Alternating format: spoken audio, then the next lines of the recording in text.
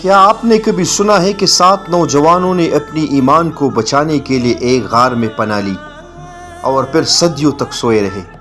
یہ ہے قرآن پاک میں بیان کردہ اصحاب کہف کا حیرت انگیز واقعہ، جو ایمان والوں کے لیے ایک عظیم سبق ہے۔ زمانہ جاہلیت کا دور تھا۔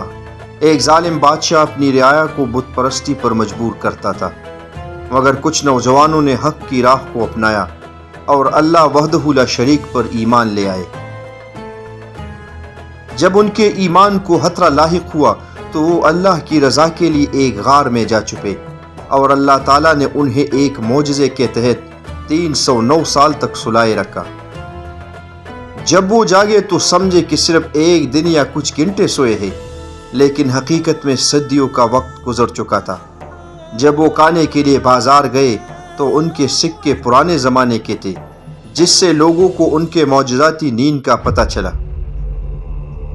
اللہ تعالیٰ نے ان نوجوانوں کو قیامت تک کے لیے ایک نشانی بنا دیا، تاکہ ایمان والوں کو صبر اور حق پر ثابت قدمی کا درس ملے۔